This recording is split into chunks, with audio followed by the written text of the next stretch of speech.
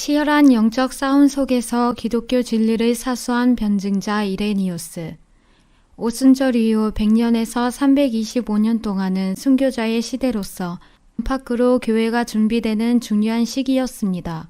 사도들의 전승과 이들의 거룩한 생활을 본받고자 꾸준히 애쓴 변증자들에 의해 교회는 교리적으로도 정돈되어졌습니다. 또한 이적의 시대를 거쳐 그 다음 시대를 통해서 하나님의 역사와 인간이 하는 일이 어떻게 다른지 분명히 나타내셨습니다. 이런 가운데 하나님께서는 복음적인 사상이 순수한 변증자들을 통해서 큰 일을 행하셨고 이들은 자신의 목숨까지도 아끼지 않았습니다. 내가 주의 공의를 내 심중에 숨기지 아니하고 주의 성실과 구원을 선포하였으며 내가 주의 인자와 진리를 많은 회중 가운데에서 감추지 아니하였나이다. 이레니우스의 출생과 성장. 이레니우스는 소아시아 서머나에서 AD 130년경에 태어났습니다. 어려서부터 부모님으로부터 전수받은 그리스도교의 신앙은 후일 병증자로서의 귀한 토대가 되었습니다.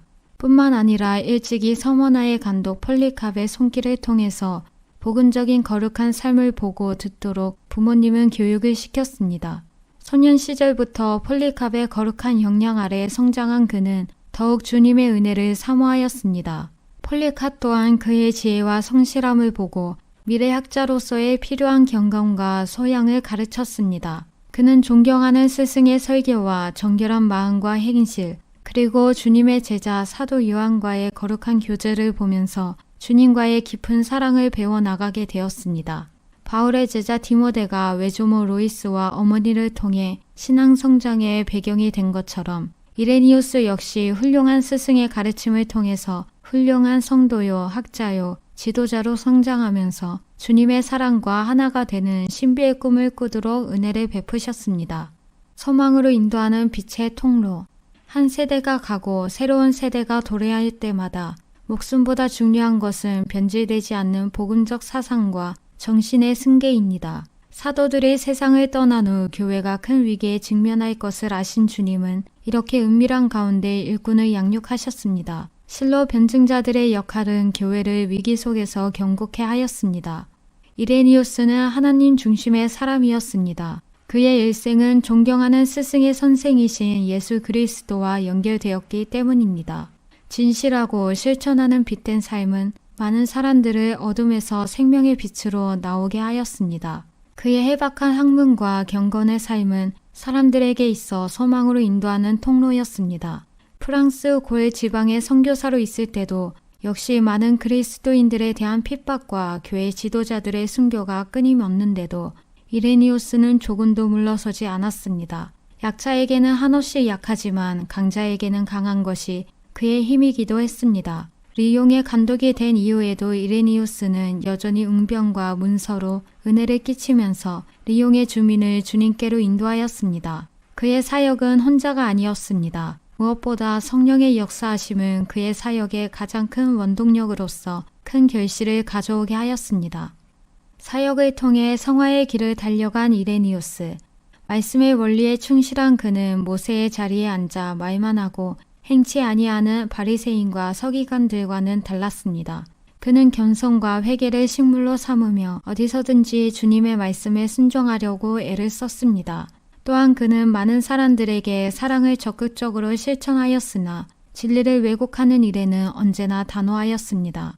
그러나 정작 큰 적은 이레니우스 자신이었습니다. 순간순간 마음을 사로잡는 명예욕과 내면으로부터 오는 사욕은 진리를 거스리는 이단 못지않게 싸워야 할 거대한 세력이었습니다. 하나님의 나라가 너희 안에 있느니라는 주님의 말씀처럼 이레니우스는 속사람의 싸움에 결코 게을리하지 않았습니다.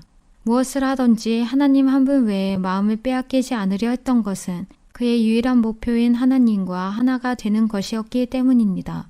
그러기에 하나님이 사람 되심은 사람이 하나님이 되게 하기 위함이다라는 주님과의 연합, 즉 합일 사상을 담대하게 증거하였습니다. 스승 폴리캅으로부터 익힌 경건의 비밀은 그의 신학과 기막힌 조화를 이루었습니다.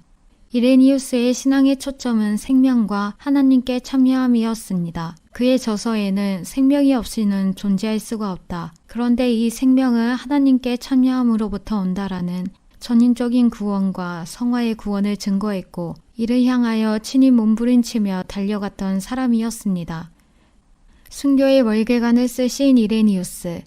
그는 복음 전파와 이단과의 싸움을 병행하면서도 사역자의 양성에 남다르게 뛰어난 감각을 가지고 있었습니다.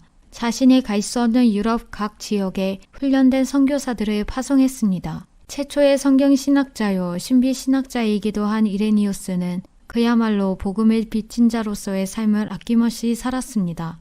몸은 이 땅에 살고 있지만 이레니우스의 마음은 언제나 주님과 동행하고 있었기에 정녕 행복한 나그네였습니다. 이레니우스라는 이름의 뜻이 평화를 사랑하는 사람이라는 의미처럼 그는 이 세상에서 천국의 평화를 이루려 했던 하나의 미랄이었습니다. 로마의 사제인 그의 옛 친구가 극단적 종말론에 치우쳐 몬타누스 주의자가 되자 매우 가슴 아파하며 자상하고 온화한 마음으로 충고한 것처럼 그는 실제 자신의 이름의 의미처럼 이 땅에서 천국의 평화, 심령 천국을 맛보며 살다 간 사람입니다. 평소 성서를 공부하는 것은 학문의 훈련이 아니라 오히려 순교를 준비하는 것이다 라고 했던 자신의 말처럼 AD 200년경 마침내 순교의 월계관을 썼습니다. 지혜 있는 자는 궁창의 빛과 같이 빛날 것이요 많은 사람을 옳은 대로 돌아오게 한 자는 별과 같이 영원토록 비치리라.